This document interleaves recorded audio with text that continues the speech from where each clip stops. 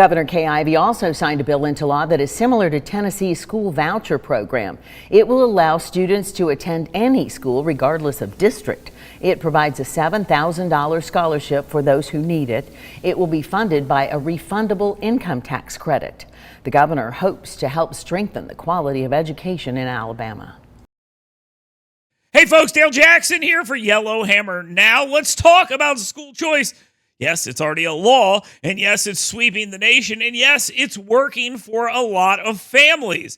By the way, if it doesn't work for your family, then stay in the public school and everything will be fine, guys. The public school system is not collapsing. Relax.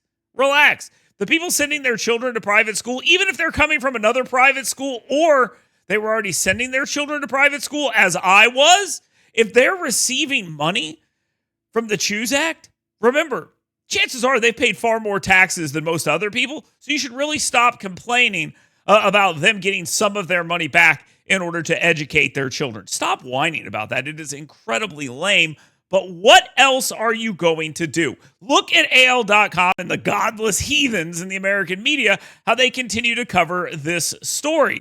Look no further than the Peach City Academy story that AL.com is running right now about the Choose Act. They talk about the kids and they talk to the kids, and the kids seem relatively happy about what they're getting out of this situation. You're seeing that pretty clearly in the story. So what do?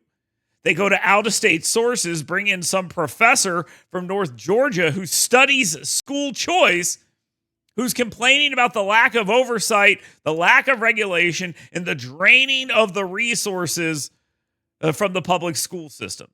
That's the complaint. It is really about money. But they're not ever interested in talking about these kids and these parents who want these options, who've made this choice to take their children out of the public school system and put them into the private school system.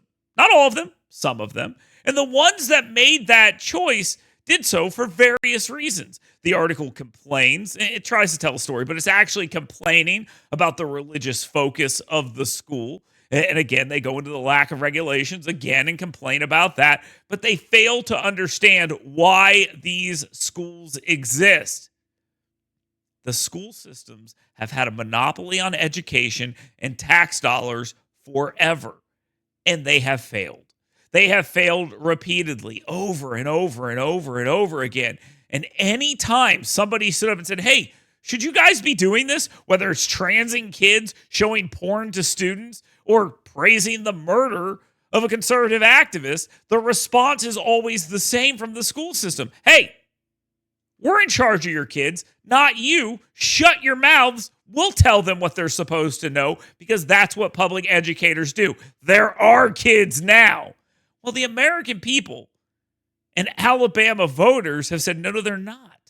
There are kids, and we're going to decide where they're going to go. So it's not much of a surprise that these people will tell the same story over and over and over again about how there's no regulation, there's no rules, they're not getting the same stuff they're getting out of the public school. And everyone will see that who's taking advantage of this and go, you're right. That's the point. And I would be remiss if I did not close on this. The folks at AL.com are not speaking to legislators or the average Alabamian. They are speaking to their social media followers. They are playing to their own base.